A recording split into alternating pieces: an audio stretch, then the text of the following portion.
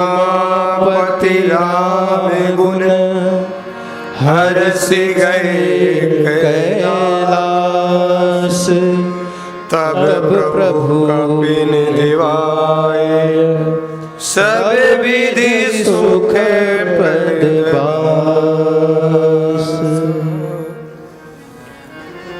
बोले राघवेंद्र सरकार की जय हो।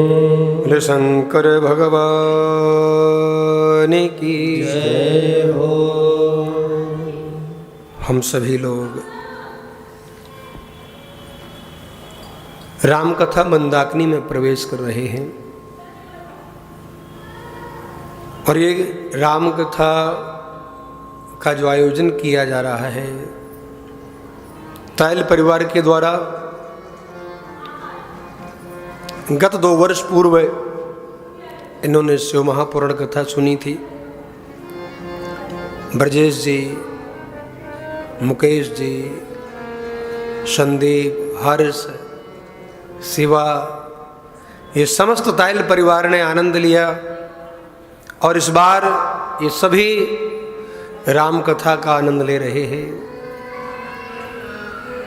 और इसका शीर्षक रखा गया है अयोध्या में राम जन्म भूमि पर मंदिर निर्माण के पावन अवसर पर।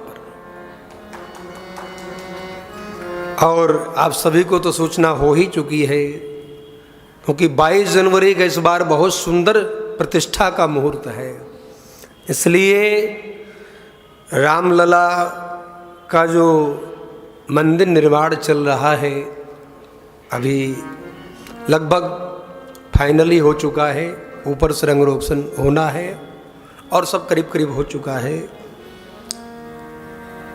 अब जो रामलला अस्थायी रूप से विराजमान किए गए थे मंदिर में, बाहर वैकल्पिक व्यवस्था की गई थी 5 सितंबर 2020 में, और अब वो अवसर आएगा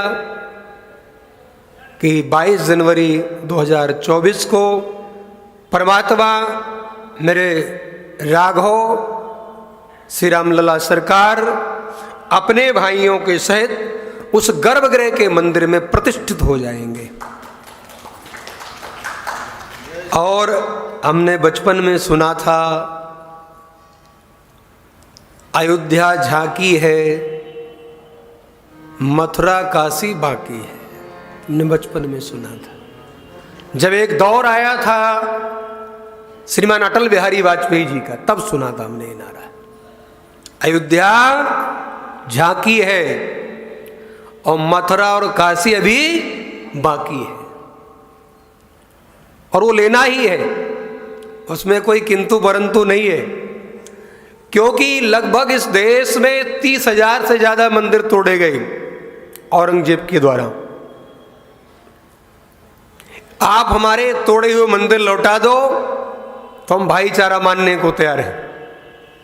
जितना तुमने उपद्रव किया है हमारी विरासत के ऊपर, हमारी सनातनी परंपरा को तोड़ने का जो प्रयास किया गया, खंडित करने का प्रयास किया गया, आप लौटा दीजिए। आपका जो है अपना लीजिए। तो ये राम कथा जो होने जा रही है मंदिर निर्माण के पावन अवसर पर, राम कथा है क्या, आज हम प्रवेश करने जा रहे हैं और 9 दिन तक निरंतर हम राम कथा मंदाकिनी में गोता लगाएंगे। यद्यपि गोस्वामी जी ने लिखा है रामचरितमानस में, श्रोता वक्ता ज्ञान निधि, समझिएगा, कथा राम के गूढ़ है। जब श्रोता वक्ता दोनों के पास समझ हो जाए, समझने की क्षमता जागृत हो जाए, विवेक जागृत हो जाए, तो राम कथा सुनने का आनंद है। राम कथा हमारे देश की कण कण में, जर्रे जर्रे में व्याप्त चेतना है। कौन है राम जी? ऐसा कौन सा जीव है, ऐसा कौन सा प्राणी है, ऐसा सृष्टि में, ब्रह्मांड में, त्रिलोकी में, 14 भुवनों में कोई देवी देवता भी नहीं है जो राम जी के नाम को ना जपता हो। वो है राम। और इस भारत की आत्मा है राम, तो भारत का परमात्मा भी है राम। इसलिए ये राम कथा की बड़ी महिमा है, अनंत है। अब राम कथा को समझना है तो अपने जीवन को राम में बनाना पड़ेगा। प्रत्येक परिस्थिति में चलते फिरते हमारे मन से, हमारी बुद्धि से, हमारी वाणी से भगवान राम का ही चिंतन होने लग जाए। संतों का क्या मतलब है? संत क्या करते हैं? आप हमारे अवध में आइए, क्या करते हैं? चित्रकूट जाए, वृंदावन जाए, नैमिषारण्य जाए, निरंतर संतों का एक ही प्रवाह तो है, सोते जगते उठते बैठते राम। भोजन भी है तो राम में, भजन भी है तो राम में। आप कहेंगे महाराज रोटी दे तो वहां बोलते फुल्का राम, नमक दे तो राम रस राम। हर चीज में आपको भगवान से जोड़कर ही, ताकि निरंतर प्रभु के नाम का किसी भी प्रकार से उच्चारण होता रहे। कथा सुनी होगी ना भागवत में, अजामिल वाली। क्या कहा था उसने? मेरा उद्धार कैसे होगा? क्यों? विवाहिता पत्नी को छोड़ चुका था, वैश्या को ले आया था। संतों ने कहा, कहां के संत आए थे मालूम है? अयोध्या के संत आए थे। अजामिल ने प्रार्थना करी, बोले एक काम कर, अब की बार जो बालक उसका नाम तू नारायण रख लेना, बस और कुछ नहीं करना।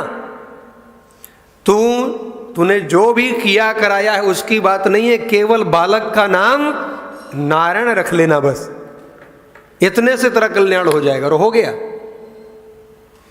क्योंकि किसी भी रूप में प्रभु का नाम लिया जाए, चाहे वो बेटे का नाम हो, चाहे बेटी का नाम हो।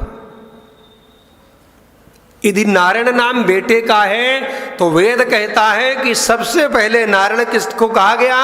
ईश्वर को। अब दुनिया में किसी और का भी नाम नारायण हो सकता है, राम जी हो सकता है, श्याम हो सकता है, कन्हैया हो सकता है, बलराम हो सकता है, बलदाऊ हो सकता है, राघव हो सकता है, राघवेंद्र हो सकता है, लेकिन है तो सब प्रभु के नाम। तो राम कथा हमारे जीवन की दिशा और दशा दोनों बदलती है। अच्छा, नहीं विश्वास हो तो चिंतन करिएगा, जिसने राम के जीवन में राम के लिए अपना जीवन लगाया उसको मलाई खाने को मिली, चाहे वो राजनीतिक गलियारे की चर्चा क्यों ना हो। जो राम से जुड़ गया उसकी मौज है।